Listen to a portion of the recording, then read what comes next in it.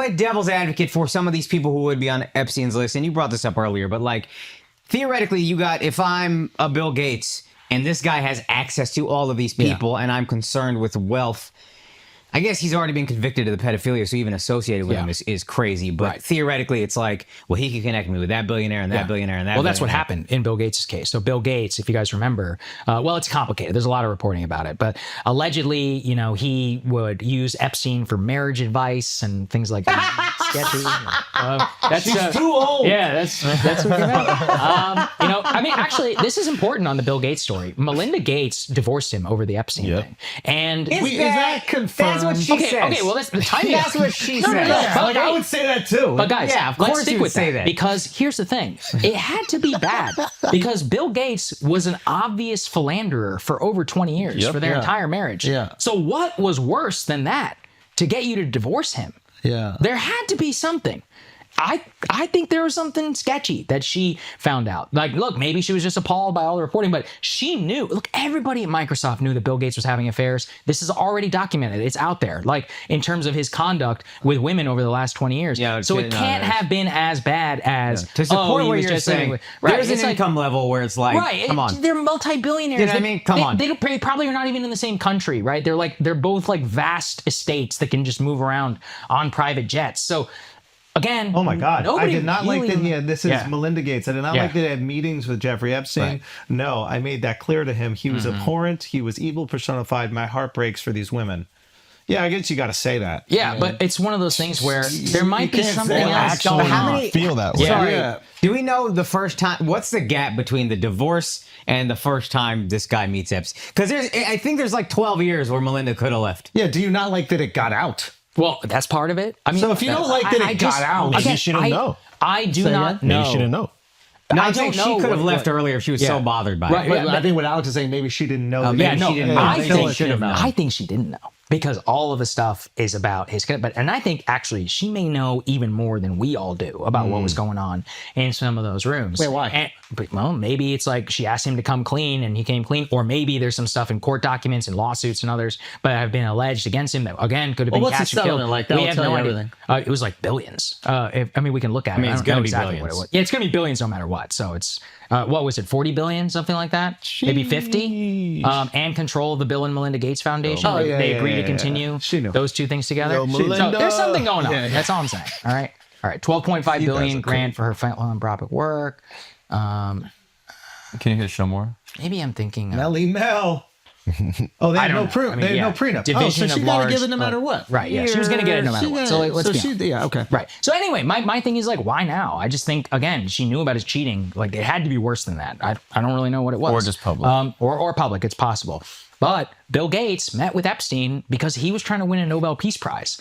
Bill Gates wanted the Nobel Peace Prize for the Bill and Melinda Gates Foundation. Epstein's like, oh, I can make that happen. And why? Like, that's the question. It's like, why even after being a registered sex offender? Like, Andrew, you and I are in a weird position. That's why Trump was cool with him. He just wanted the peace. I'm sure all of us as public people, we get invited to dinners like all the time, right? And I very rarely go because it's like annoying. Yeah. But I used to go. But like, what I always do is just a cursory Google search, right? And if somebody invited me to dinner, and was a registered sex offender, which is one of the very first things going to pop up, I'm not going. But George Stephanopoulos went. Bill Gates went.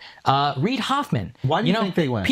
I don't know. Yeah, how do you have time? I barely hang out with my real friends. Right, exactly. It's like, what is going on here? And not only you guys are doing dinners or whatever, you're all like wiring money to each other. The Bill and Melinda Gates, or like the Nobel Peace Prize. And there's all kinds of people we don't even know about because there has not been yet a release of the files. But isn't it like the rich people stuff that you were saying before? It's like, well, he's going over there. I guess it's cool if we all go. Yeah, but it's still, doesn't the sex offender thing register at any point? Like, at what point? Once they're convicted. At what point does it register to be like, oh, we're not doing this? I can understand not Googling, to be honest with you. I probably wouldn't Google. But once somebody's convicted, Fuck that. No, dog. Fuck Also, that. your staff is going to Google. Yeah, Yeah. right, exactly. Like all these meetings are going through your staff. And I'm not worried. exactly I'm not right. worth enough to have a staff. If I was, they would. Yeah, hey, Google Bro, these anybody else. assistants, you're not getting in the vet fucking everybody. door. Think about you how know? many people were terrified of just coming on the podcast. That's right. Yeah. Almost terrified to come on a podcast, Yeah, right. You have some of the most powerful people in the world that are going to meet up with a convicted pedophile. Right. Yeah, you know what's going on. you know. Yeah. But you said in the 90s Yeah. it was already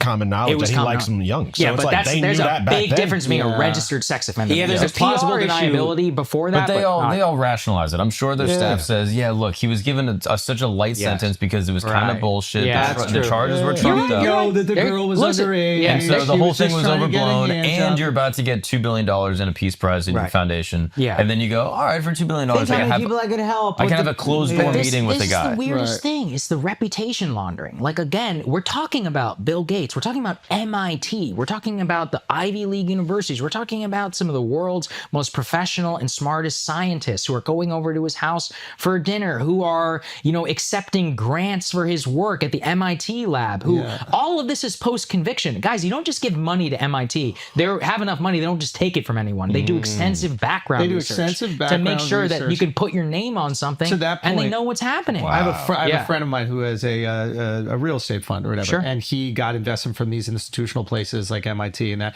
and the amount of The background due diligence research must be insane. It's not insane. and he often like criticizes some like the developers who just like they raise money in the community, and he's like, yeah, that's bullshit, because if you lose their money, it's no big deal. There's nobody to answer to. When you get money from an institution like the UC fund, like UC Pension fund or pension whatever. fund, Yeah, exactly. oh, like man. the amount of due diligence, the SEC is on your phone, like it should be. You Yeah, are like- getting looked at constantly. Yes. So it's not like that's not going to come up. It does come up, and they look the other way, which is peculiar. It's It is. weird. Very Okay. weird. Last thing, I actually didn't put this in my notes, and this really, my goal here is to just emphasize all the connections and what could possibly still yet to be released. So please Google the New York Financial Services report on Epstein, which regards Deutsche Bank. Now, this report, I read it in 2020. It's one of the craziest things I ever read because it is a description of financial behavior at this bank that any normal individual would never get away with. Not only looking the other way, holding high-level meetings, being like, guys, we're not in compliance right now. They're like, this is violating banking rules. He is taking out millions of dollars in cash, $9,900 at a time. They're not reporting it to the feds, which you're supposed to. He's wiring money to Eastern European women, an obvious sex trafficking wing.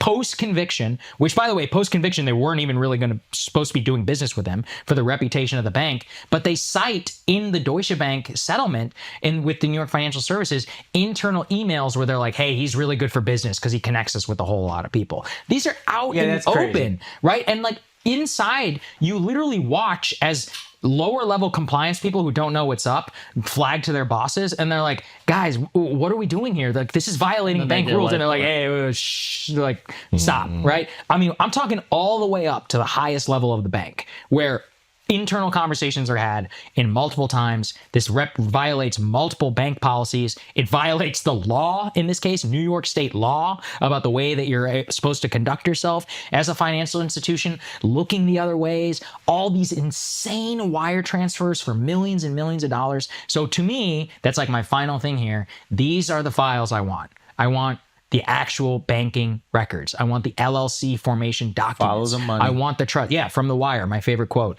from Lester Freeman. If you start to follow the money, you don't know where the fuck it's going to take you. And that's really what the whole story is about.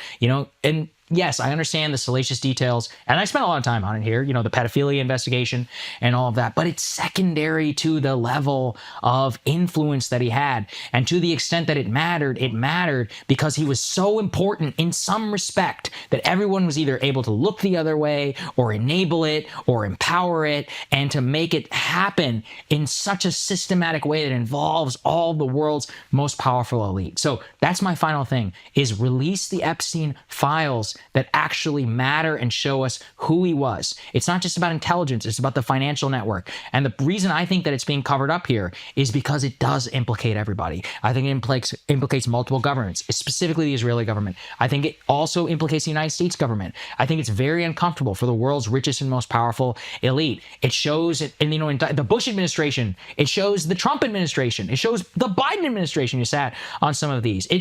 Some of the most powerful and influential people in the whole world. It's not necessary that they're on tape, but perhaps they're financially entangled. Perhaps the tapes were used, at a time. And that's, I think, the most disappointing thing about this. So my goal here was to give people the language they can use as to why it validates your feelings as to why something is being covered up. And there's a reason they don't talk about this. They call you a conspiracy theorist. These are all facts, everything that I've laid out here.